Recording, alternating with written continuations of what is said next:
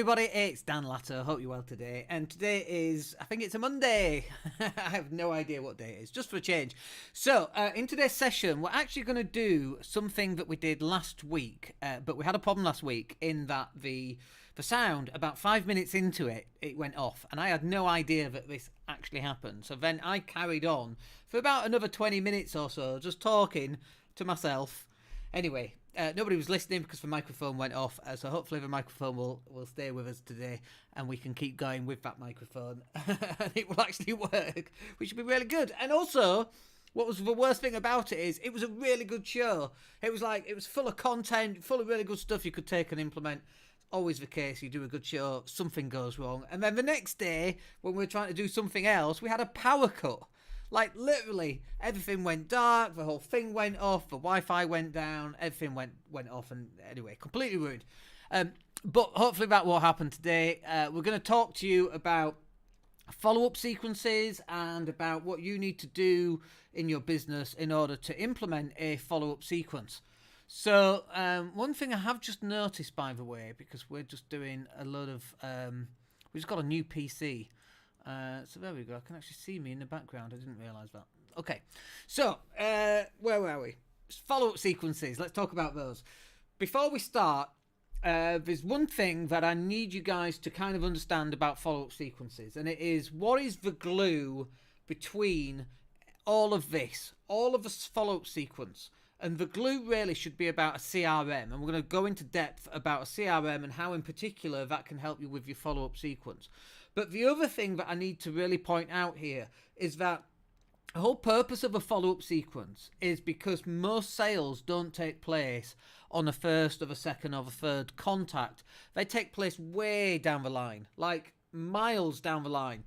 8th contact, 58th contact, 108th email, 17th phone call, 4th time meeting them. It can be as long or as short as it is, but you just have to understand that that is the sales cycle. Sometimes it can be really quick, and other times it can be really, really slow. We closed a guy, maybe, I think it must have been last year or something like that.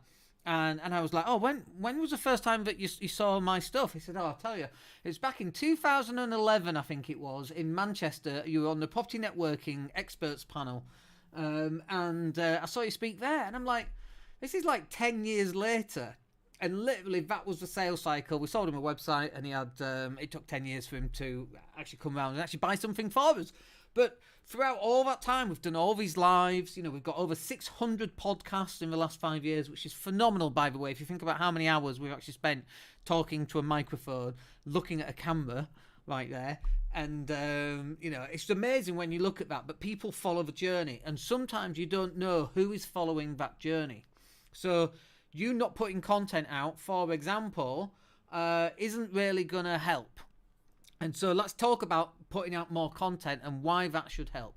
So what happens is, it's 2021, nobody believes anybody about anything anymore, okay? The level of trust online is so low, it's off the scale. I mean, look at politicians. Do you trust a politician? Like anywhere on the planet? Probably not. So what happens with content is that it's your job to try and build up trust and honesty and reassurance. And in order to enable that person to continually see you out and about. Now, of course, we've had the pandemic, we've had COVID. Nobody's out and about, really. I know it's kind of released up in England a little bit. But even then, how many meetings are you having per week now on Zoom compared with 2 years ago when, before the pandemic even hit, nobody knew anything about COVID, didn't even know it existed. But at that time, how many Zoom meetings were you having? You were still having some, but you're having a lot of face-to-face meetings. So you've got to move yourself to a position where people can see you more without having these face-to-face meetings. And the way in which you do that is by having a lot more content. Now, let's have a look. We've got a message here. Please check your streaming settings and set your frames per second to 30. That's fine. That was from LinkedIn. It's always very interesting, is that. Look at that. We've got a streaming monitor. It says we're on a resolution of 1920 and 1080. This is content. This is why you should be putting content out. You can actually see how good quality the streaming is. It's amazing. Now, imagine doing this on a networking event where you have to drive to a networking event, that's 45 minutes, and then you speak at the event, or you're not even speaking at the event, you're just going round one-to-one, hoping somebody, shaking hands, what do you do? Oh, that's interesting. Shaking hands, having all those conversations 50 times to get round as many people as you can, and then it's 45-minute drive home. So you spent, what, 2 hours, over 2 hours, going, meeting, coming back, and you've spoken to 30 people. Or the alternative is you could go live like this, for example. Now, I don't know how many people are going to watch this. I don't know how many people are watching live. And I'm not even fussed about how many people watch live, because really we do this in order to create a podcast. And the podcast then goes out on iTunes and Spotify and Amazon Music and Google Play and all these other places where you can put a podcast. And so we get hundreds of people listening to this message. Hundreds of people will download this podcast episode. 600 podcasts in, we get a few more than just a few hundred people. But now imagine me having to go in a car and drive for an hour, then go meet 100 people, then get in a car and come back. I mean, you just have no time to do anything else. And if I wanted to, I could go live at 9 for half an hour, I could go live at 12 for half an hour, and I could go live at 5 for half an hour. And that hour and a half, I've gone live 3 different times, talking about 3 different topics and demonstrating 3 different levels of expertise on various subjects. So like we got 4 sections here. We've got more content, we've got CRM, we've got email, and we've got phone. We could actually break these into 4 half-hour spots, and I could talk about half-hour spots on each one of these, more than likely. So there's never a shortage of content. What there's a shortage of is you demonstrating to people how good you are, demonstrating your expertise and enabling them to see that you can actually do the work for them. Like in our digital marketing agency, one of the biggest things that people come back to us and tell us is how much time it saved them, because now they're not having to mess about on Canva and schedule all the content and then create videos and edit videos and all this extra stuff that goes into it. They don't have to do any of that.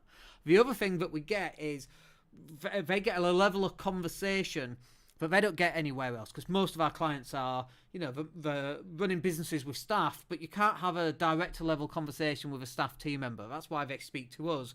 And we have quite in-depth conversations about all sorts of random stuff that appears random, but actually is one of the things that's stopping them from growing. Anyway, content is where it's at. And the more content that you can put out, the better this is going to be for you and your business. So the question for you is, what type of content can you do? How often can you do it? And so that's kind of where we come in a little bit. So obviously we've got a digital marketing agency, but for example, this that you see right now, our digital team created the thing above. They created my little name tag there. The thing over there on the right, I actually created that in Canva just because I have to edit it every single day because we have different topics. And then that little arrow, I can actually move that arrow around. Look at that, it's looking really cool.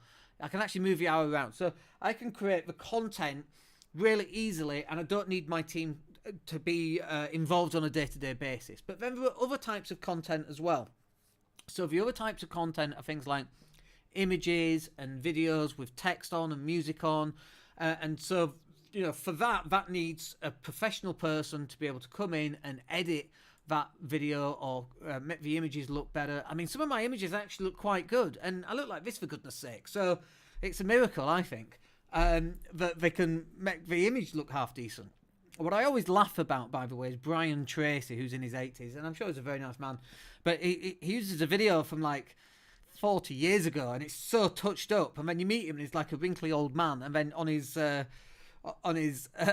social media content he's like, he's smooth as you like. I always find that quite funny, and I'm not a big believer in that, by the way. I think if you're going to put content out, you should be ensuring that you are consistent and authentic in how you present yourself. So for example, I am me. This is me.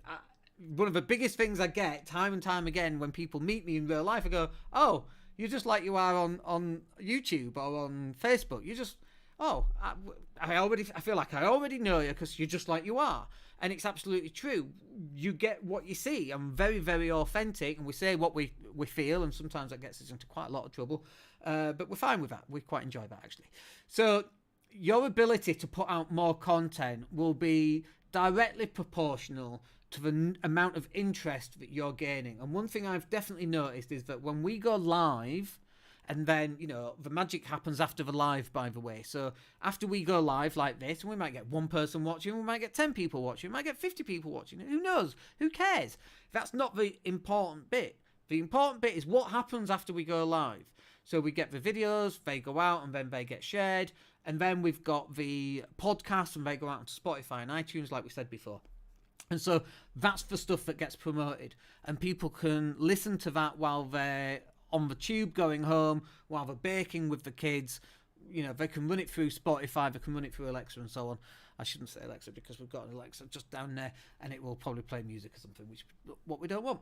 So you should be getting out there, and we've been saying this for years. When you look at what you've got available to you right now in terms of resources to get your message out there, it's crazy. In fact, it's not just crazy, it's criminal that people are not going live more often. You want your own radio show? This is it if you listen to a podcast. You want your own TV show? Look, we've got little graphics just like you have on the telly. This is your TV show, effectively. And the people that want to watch this will watch this. And those that don't might go and listen to the podcast. And those that don't want to do that, they might go and, I don't know, they'll see you on social media as they're going through their scroll, and they consistently see you going live. At some point, they're going to stop and go, what's that about? And they're going to go and take a look. So that's the content side. And, in terms of following up, this is not a direct way to follow up. This is an indirect way. But just because people are not talking to you, it doesn't mean that people are not watching what you do. People are always watching, and it's something that you've got to bear in mind. And the way that you present yourself out to the world also has to be borne in mind. Borne in mind. It also has to be at the front of your thought process, because the way that you present yourself in the virtual world, which is what you're watching or listening to right now, will translate to how people deal with you in the real world.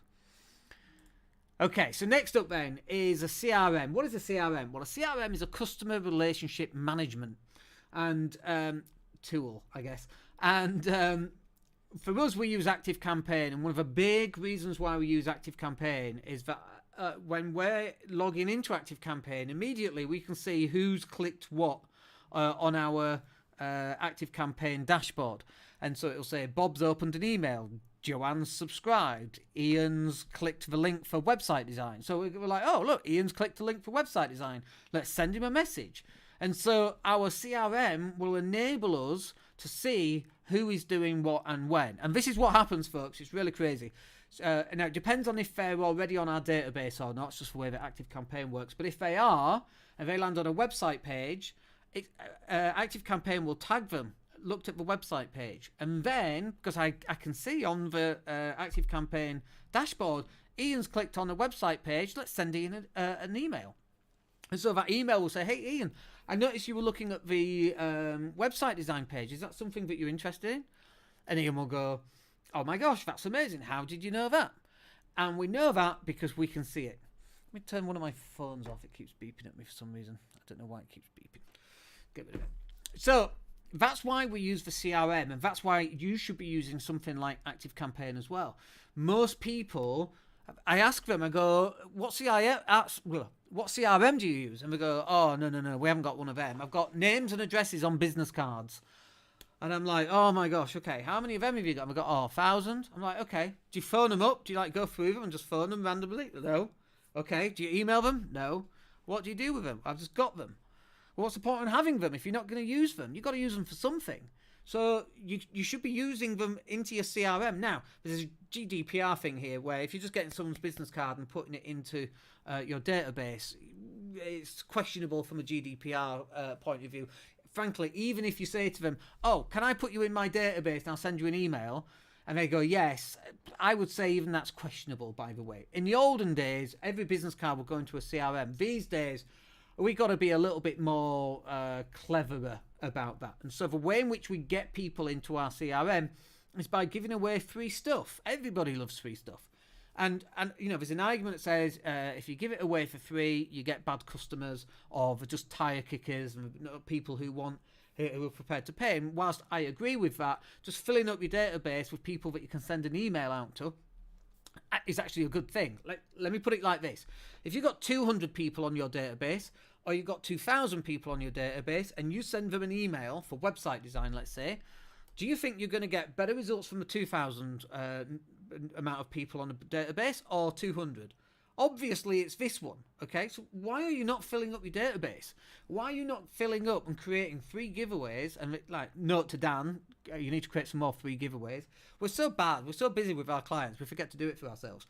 But this is how we've actually grown our database. And one of the reasons why we've got a successful digital marketing agency is because we give out a load of free stuff. We've got a wonderful Facebook ads guide, which gets downloaded every single day.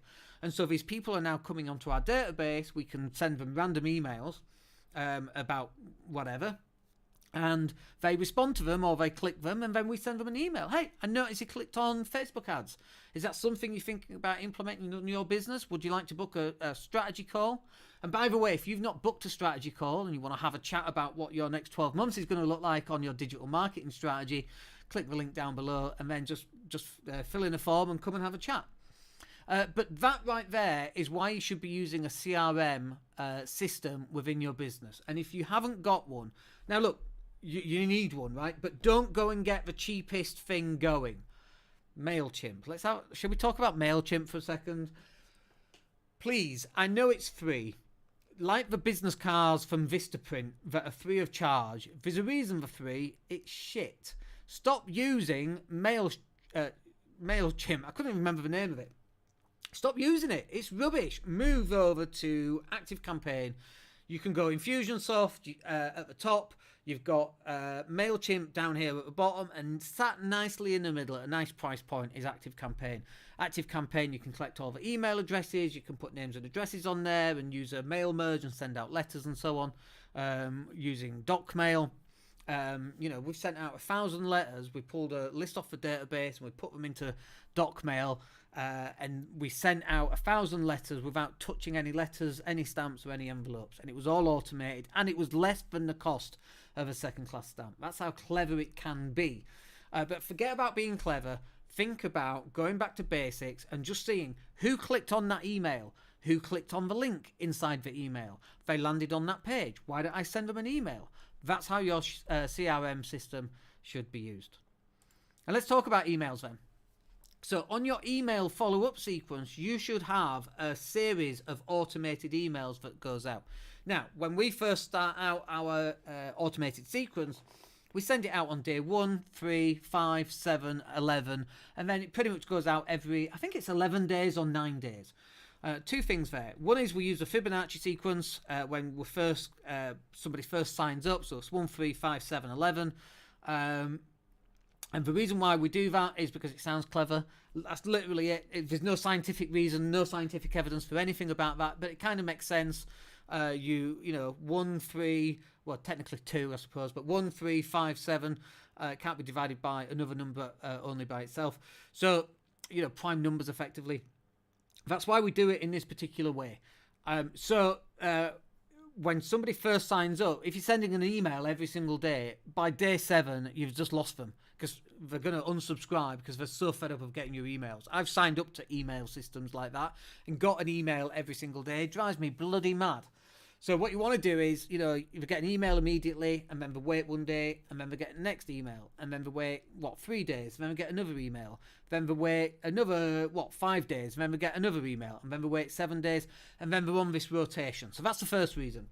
Second reason why we don't send it out every 7 days is that if someone for some reason subscribes at 1 o'clock in the morning, Sunday night, Monday morning, 1 o'clock, Sunday night, Monday morning, right, 1 o'clock in the morning, then every email that they get 7 days from then is going to be at that time, Monday morning. Like, what do you think the best time for sending emails is? Mondays, when people are just getting in, they've got a whole weekend worth of emails?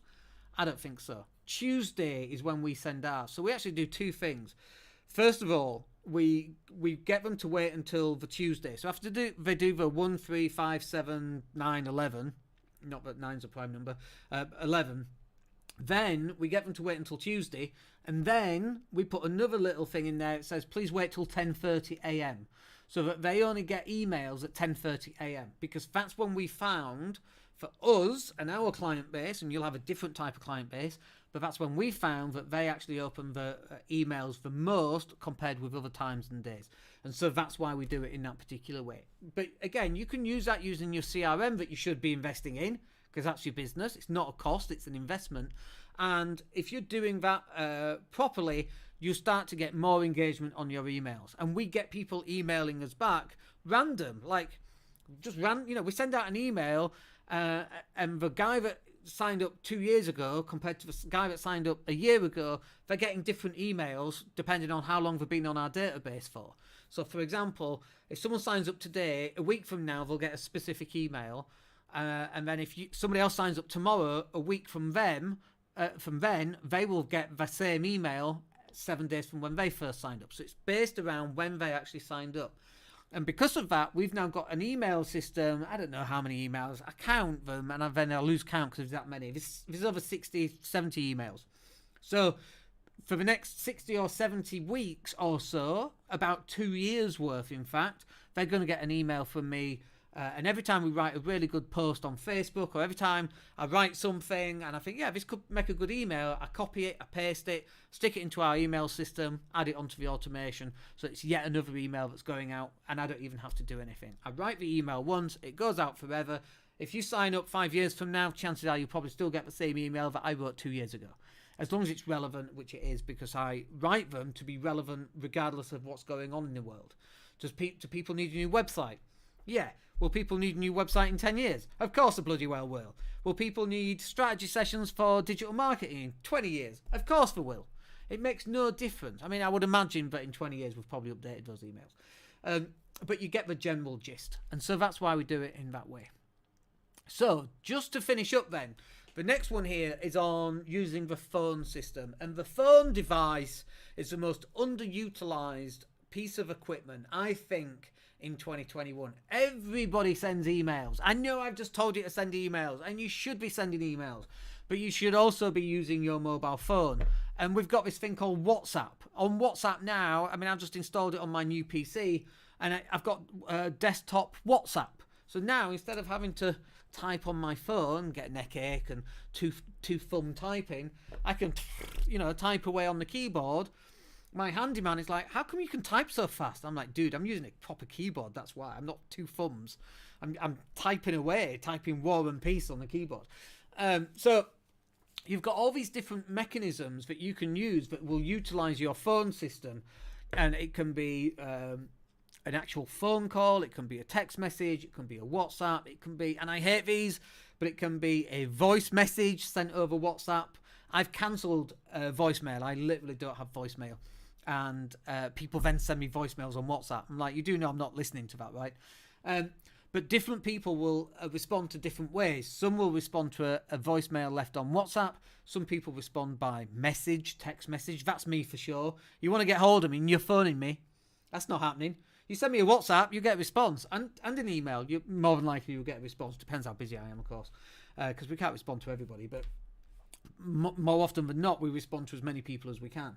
But the phone, you should be hitting those phones. Bob, let's get on a phone call. Let's have a chat about what that problem is right now. Let's have a chat about how we can help you solve this particular problem. What can we do to help you along? Let's get on a call. Should we book a strategy call? Like, you can do that, and you can get people on a call. And then when people are on the call, so tell me what have you got going on? What are you stuck on? Where do you need help in your business? Is there something I can do to plug that gap for you? Now you're getting into interrogative type questions, interrogative statements. You're asking questions, you're finding out answers, and you're able to match up what you can do with what they're looking for. And so that, my friends, it sounds, in the last, what we've been live for 24 minutes, that sounds like an awful lot of work. And it is an absolute ton of work. But like the emails, once they're done, they're done. The CRM becomes a habit. Creating content, it doesn't, we've been live for 25 minutes, and this piece of content will stay live for the rest of my life. Or somewhere on YouTube and somewhere on iTunes and somewhere on Spotify, it will stay out there, and people will be listening to this content 2 years from now. And so that's how relevant this is. And that's why you've got to make this transition to improving your follow-up sequence so that you can grow your business. All right, I hope that's useful for you. We'll catch up with you on the next video. My name's Dan Latto. Take care.